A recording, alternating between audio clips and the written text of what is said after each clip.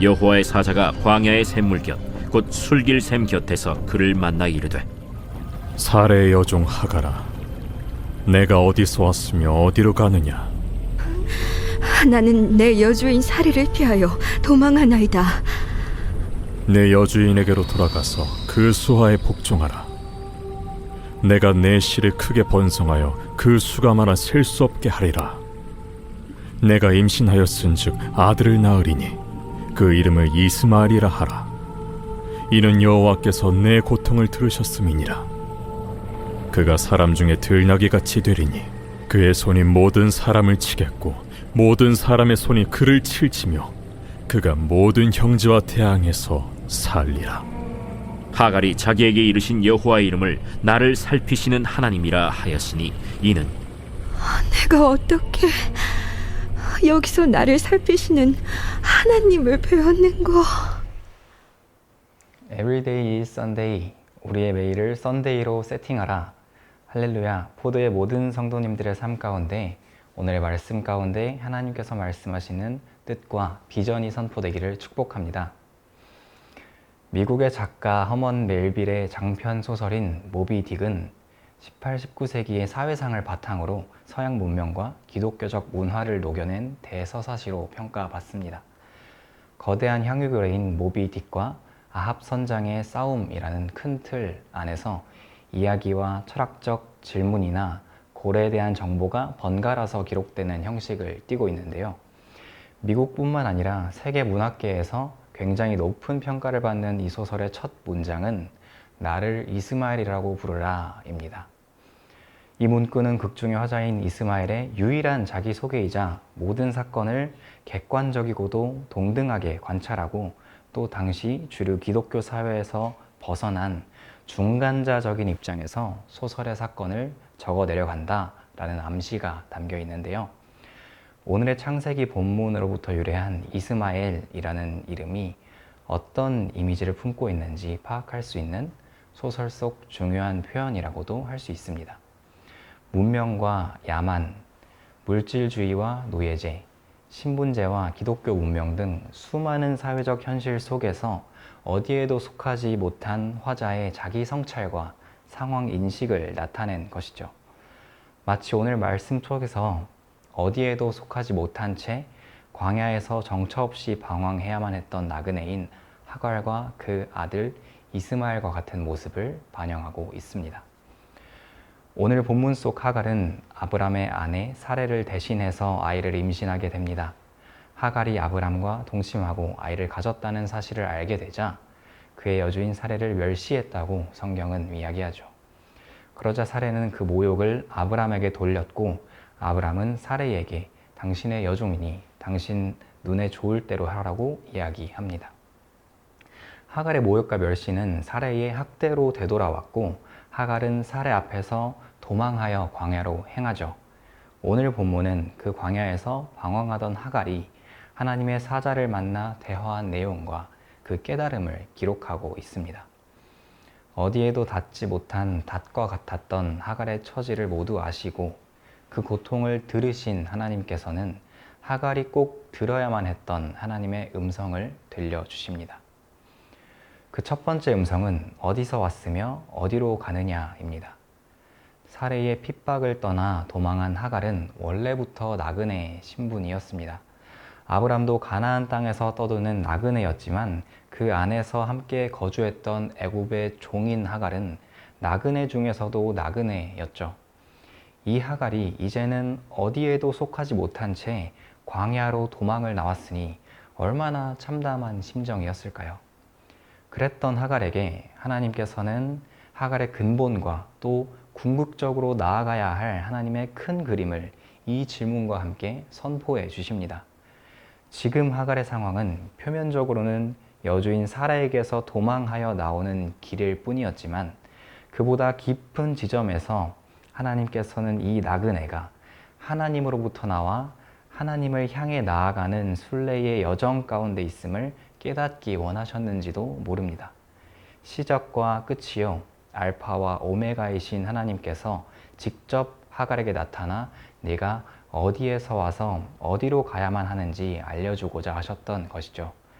사랑하는 여러분, 오늘 이 여호와의 사자의 질문처럼 우리가 궁극적으로 어디로부터 와서 어디를 향해 가는 존재들인지 되물어보는 하루의 시작이 되시기를 축복합니다. 우리는 창조주 하나님으로부터 나와 그의 나라와 그 뜻을 이루는 자들로 부름을 받았습니다. 이 근본적인 명제 앞에서 우리의 구체적인 부르심과 삶의 태도를 재조정하는 은혜가 오늘 우리 가운데 있기를 소망합니다. 하나님께서 하갈에게 하셨던 두 번째 음성은 너의 여주인에게로 돌아가서 그 수하에 복종하라. 바로 가장 현실적이면서도 가장 이상적이었던 명령입니다. 지금 하갈은 광야 한복판에서 임신한 몸을 이끌고 혈혈단신으로 떠들고 있습니다. 광야의 살인적인 날씨와 척박한 현실을 고려했을 때에 시간이 흐를수록 하갈의 생존 가능성은 점점 낮아질 것이 불보듯 뻔했죠. 이에 하나님께서는 가장 현실적인 대안을 명령하십니다. 바로 학대의 주체였던 사례에게로 돌아가라 라는 명령이었습니다. 도망가고자 했던 끔찍한 현실을 다시 마주하라는 너무도 이해할 수 없었던 말씀이었을지 모르지만 사실 이 방황은 엄밀히 따지면 하갈 본인이 초래한 일이었습니다. 사례의 학대가 하갈의 멸시와 모욕으로부터 비롯되었기 때문입니다. 물론 사라의 잘못된 거절감에 따른 섣부른 판단과 믿음 없는 행동에 그 뿌리가 있습니다. 하지만 둘 사이 관계의 파국은 아브람의 아이를 임신한 하갈의 잘못된 우월의식과 상대방에 대한 멸시로부터 시작된 것이죠. 하나님께서는 이 하갈에게 생존 가능성을 고려하고 자신의 잘못된 행동을 되돌리기 위한 가장 현실적인 방법을 명령하는 동시에 그 수하에 복종하라 라는 너무나도 이해하기 어려웠던 명령을 함께 말씀하십니다. 이 두 명령은 분명 받아들이기 어려웠지만 지난 시간들을 고려해 보았을 때 가장 현실적이면서도 이상적인 명령이었어요. 그 잘못을 제자리로 되돌리는 동시에 가문의 새로운 운명을 만들어낼 수 있는 행동이었죠. 이 명령처럼 하나님의 말씀은 언제나 그러합니다. 때로 우리가 듣기 불편하고 이해할 수 없으며 그걸 어떻게 합니까? 라고 되묻게 되는 말씀일지 몰라도 그 말씀이 결국은 가장 현실 지향적인 동시에 이상을 꿰뚫는 말씀이기 때문입니다. 하늘의 뜻이 이 땅 가운데 이루어졌던 놀라운 역사는 말씀이 육신이 되어 오신 예수 그리스도를 통해 이루어졌고 이해할 수 없었던 하나님의 사랑은 인류의 해묵은 죄악과 모든 문제를 단번에 해결하는 가장 현실적이고도 이상적인 주님의 유일한 대안이자 방식이었습니다. 오늘 이 명령 앞에서 우리 역시 하나님의 말씀에 반응하여 하늘의 뜻을 이 땅 위에서 이루는 역사가 있게 되기를 주님의 이름으로 축복합니다. 다른 어떤 대안이 아니라 가장 먼저 하나님의 말씀 안에서 우리의 행할 길과 가야 할 길을 묻는 포드의 성도님들 되시기를 주님의 이름으로 축원합니다. 주의 말씀이 우리 길의 빛이요 내 발의 등인 줄로 믿습니다. 하나님께서 하갈에게 하셨던 세 번째 말씀은 바로 가장 이상적이고도 가장 현실적인 명령이었습니다. 내가 내 씨를 크게 번성하여 그 수가 많아 셀 수 없게 하리라. 내가 임신하였은즉 아들을 낳으리니 그 이름을 이스마엘이라 하라. 이는 여호와께서 내 고통을 들으셨음이라. 앞서 살펴본 두 번째 명령과 순서가 뒤바뀌었죠. 하나님께서는 하갈에게 더 이해할 수 없는 이상적인 설교들을 광야 한가운데서 펼치셨습니다. 어쩌면 이 두 말씀의 순서는 서로 뒤바뀌어야 논리적으로 보이기도 합니다. 사실 아들에 대한 말씀을 먼저 하시고 그 뒤에 벌어질 번성을 말씀하셔야 순서가 맞지 않겠습니까? 하지만 하나님께서는 그가 택하고 세울 사람에게 하나님의 정엄한 꿈과 비전을 먼저 그 사람의 심령 가운데에 심어주시는 법입니다. 하나님의 역사는 늘 하나님의 스케일과 관점에서 그려낸 설계도 위에서 시작되기 때문입니다. 앞서 살펴본 아브람에게도 동일하셨죠. 거할 땅도 없고 아들도 없는 아브람에게 이 가나안 땅과 별과 같이 무수한 후손에 대한 언약을 선포하셨습니다. 오늘 우리가 우리 심령 가운데 새겨야 할 하나님의 큰 그림, 각 사람에게 주신 소명과 사명, 그리고 비전은 무엇입니까? 또 그 비전으로부터 출발하여 오늘 우리가 행해야 할 일은 무엇인가요? 오늘 이 말씀을 마주한 성도님들의 삶에 하나님의 비전과 웅장한 설계도로부터 비롯된 삶의 태도와 행동이 지금 이 순간 새롭게 시작될 수 있기를 축복합니다. 말씀을 마무리하겠습니다. 이 설계도는 전혀 뜬금없거나 현실적인 관점에서 볼 때에 가능성이 제로인 터무니없이 뜬구름 잡는 소리에 불과한 것이 아닙니다. 왜냐하면 이 아름답게도 이상적인 그림은 가장 현실적이면서 볼품없는 한 개인의 상황을 모두 살피시는 하나님 한 분으로부터 주어졌고 또 그려졌기 때문입니다. 그림을 그리는 작가가 흰 화폭을 앞에 두고 그 손으로부터 한 획을 그을 때는 이 화폭에 담겨질 아름다운 작품의 완성을 염두에 두고 긋기 마련입니다. 작가의 손끝에서 비록 작고 사소하지만 결국은 그 그림의 완성을 향해 나아가는 수많은 스케치와 붓질이 오갑니다.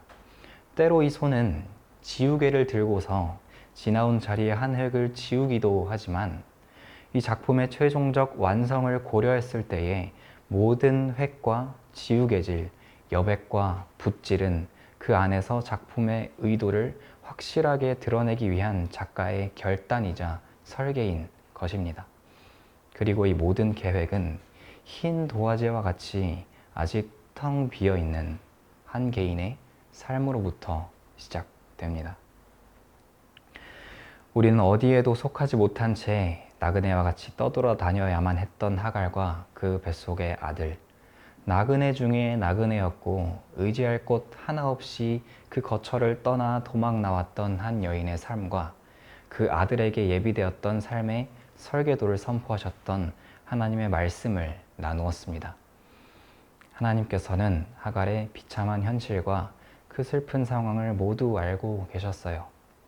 내가 임신하였은즉 아들을 낳으리니 그 이름을 이스마엘이라 하라. 이는 여호와께서 내 고통을 들으셨음이니라. 가장 이상적인 말씀과는 딴판으로 가장 비참하고도 고단했던 하갈의 모습, 그리고 그를 향해 놀라운 계획을 품고 계셨던 하나님은 이 하갈의 고통을 들으시고 응답하십니다. 고통을 보실 뿐만 아니라 들으시는 하나님, 아무도 없는 그 자리에서 여러분의 삶의 모든 순간을 지켜보시고 경청하시는 하나님께서 누구에게도 말할 수 없는 삶의 고통을 재료로 아름다운 주님의 계획을 이루어 가실 줄로 믿습니다. 하나님은 그 아들의 이름을 이스마엘이라고 지으시죠. 하나님의 뜻 안에서 조성된 이스마엘은 소설 모비 딕 속의 이스마엘과 달리 어디에도 속하지 못한 중간자적 존재가 아니라 다름 아닌 하나님께 속하였고 그 계획 가운데 있었던 존재였습니다. 사랑하는 여러분, 우리도 마찬가지입니다.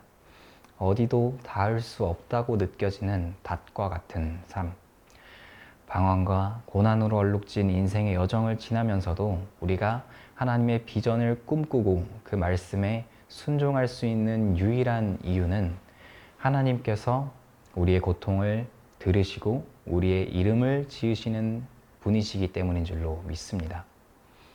13절은 하갈이 이 하나님의 이름과 성품을 깨닫고 말합니다.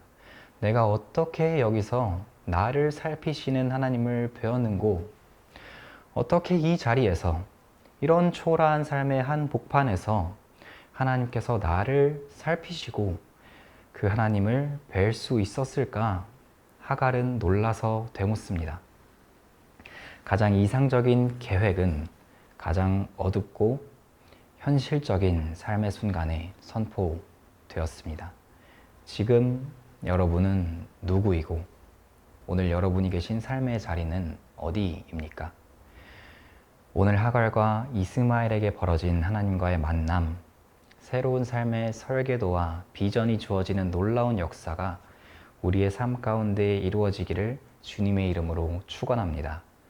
하나님과의 만남과 그 말씀 앞에 순종할 때에 지난 날들이 새롭게 쓰여지고 우리를 향하신 하나님의 뜻과 계획이 아름답게 합력하여 선을 이루어갈 줄로 믿습니다.